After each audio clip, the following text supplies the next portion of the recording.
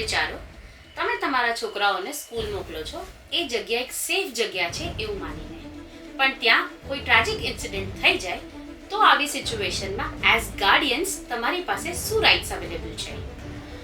સૌપ્રથમ સ્કૂલની એ જવાબદારી આવે છે કે તમારા છોકરાને ઇમિડિયેટ મેડિકલ ટ્રીટમેન્ટ એ આપે. જો સ્કૂલ એમાં ડિલે કરે તો એઝ પેરેન્ટ તમારી પાસે સ્કૂલની સામે એફઆઈઆર લોન્ચ કરવાનો રાઇટ છે, અને જો સ્કૂલ નેગ્લિજન્ટ હોય તો તમે કોમ્પન્સેશન પણ ક્લેમ કરી શકો છો. કોર્ટે વારંવાર કહ્યું છે કે છોકરાઓની સેફટી એ સ્કૂલની સૌપ્રથમ જવાબદારી છે. હવે જાણીએ કે જો ગુનો કરનાર માઇનર હોય તો તેની સાથે શું થઈ શકે.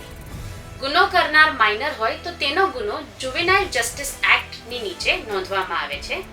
એના પેરેન્ટ્સને જુવેનાઇલ જસ્ટિસ બોર્ડનું જે પણ પ્રોસિડિંગ્સ હોય એના વિશે પૂરી ઇન્ફોર્મેશન આપવામાં આવે છે, અને જો એ માઇનર 16 થી 18 વર્ષની વચ્ચે હોય તો એની મેચ્યોરિટી લેવલ ચેક કરવામાં આવે છે. જો એ પ્રોપરલી મેચ્યોર હોય તો એને ચિલ્ડ્રન્સ કોર્ટમાં ટ્રાય કરવામાં આવે, અને જો એ મેચ્યોર ન હોય તો પછી એને रिहेबिलिटेशन होम में मूकी देवामा आवे छे. ऐसी ही लीगल जानकारी के लिए फॉलो कीजिए शिवानीज लीगल नीति.